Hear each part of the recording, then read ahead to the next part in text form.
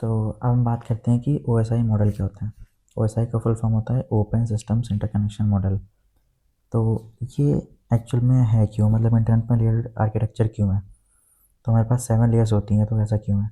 तो अगर ऐसा नहीं होगा तो जो भी अलग अलग कंपनीज़ हैं वो सब अपने अपने प्रोटोकॉल बनाएंगी। तो सपोज़ आप आईफोन यूज़ कर रहे हो, आपके आईफोन में व्हाट्सएप है, एंड देन आपका एक ब्राउज़र है कोई, वो विंडोज़ का है, मतलब विंडोज़ में क्रोम खुला हुआ है और उसमें व्हाट्सएप यूज़ कर रहे हो, तो ये आपस में कम्युनिकेट नहीं कर सकते। बट OSI मॉडल है, इसीलिए आपस में कम्युनिकेट कर पा रहे हैं।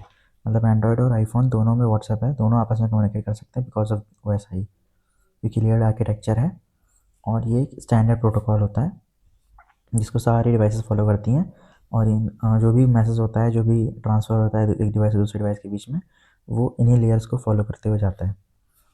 तो हम देखेंगे कि सारी लेयर्स क्या होती हैं। तो जो 7 लेयर्स हैं हमारे पास, application, presentation, session, transport, network, data link और फिजिकल लेयर होती हैं। तो फिजिकल लेयर हमारी लेयर 1 जो सबसे बॉटम मोस्ट लेयर आती है।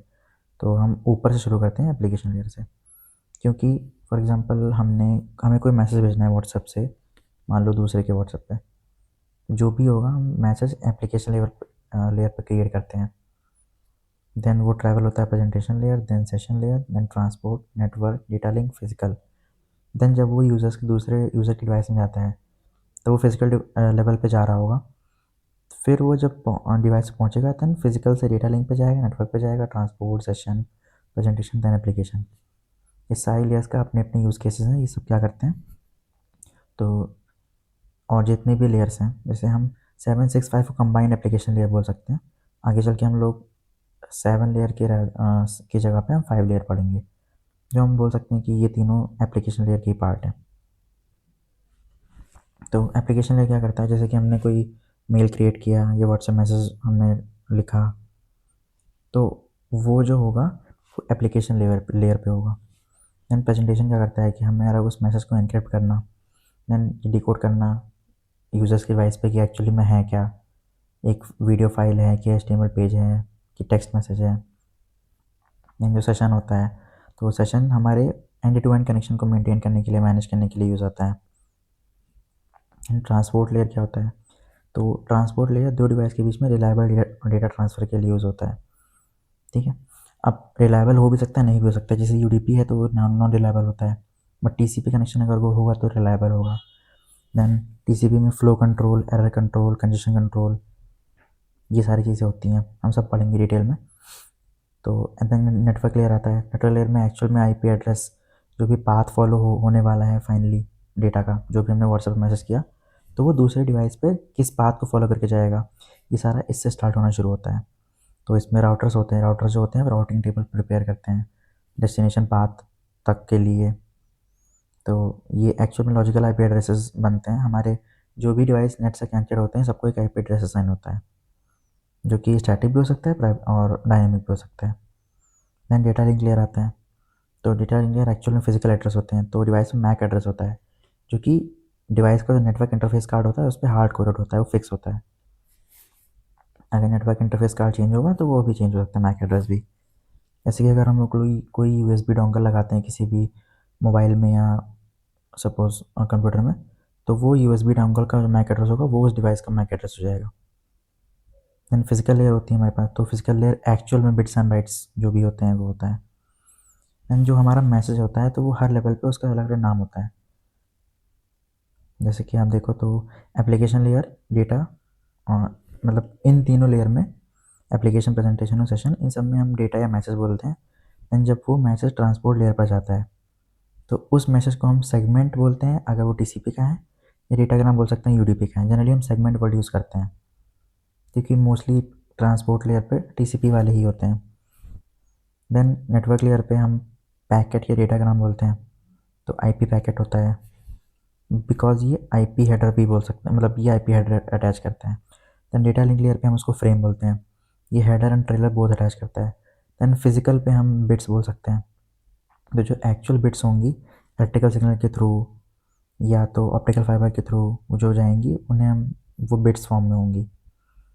देन ये सारी लेयर्स क्या करती हैं, तो ये तीनों जितनी भी लेयर्स होती हैं सब अपना अपना हेडर अटैच करती हैं। टीसीपी जो होता है वो अपना हेडर अटैच करता है, नेटवर्क लेयर पे आईपी हेडर होता है, देन डेटा लिंक पे अपना हेडर अटैच होता है। सारी हेडर्स हम पढ़ेंगे एक एक करके।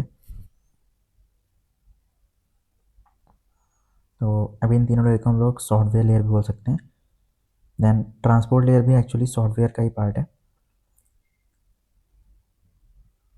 तो ट्रांसपोर्ट लेयर, सेशन लेयर,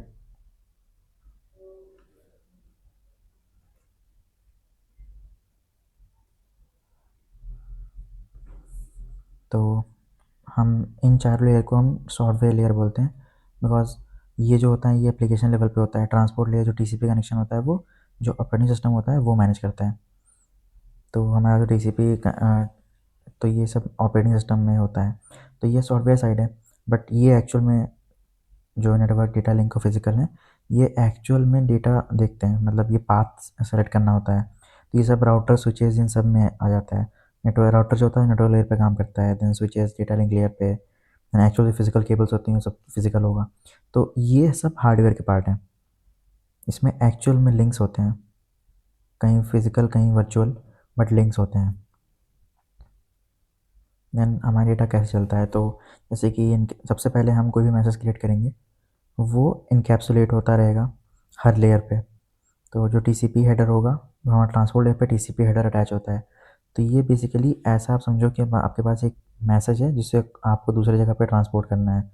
तो आप उस मैसेज को एक एनवेलप में पैक करते हो, देन उस एनवेलप पे नाम लिखते हो। तो वैसा ही होगा कि मल्टीपल एनवेलप में हम पैक कर रहे हैं, कि हमने एक मैसेज लिया उसको एक एनवेलप में पैक किया, देन उस एनवेलप को दूसरे एनवेलप में पैक किया।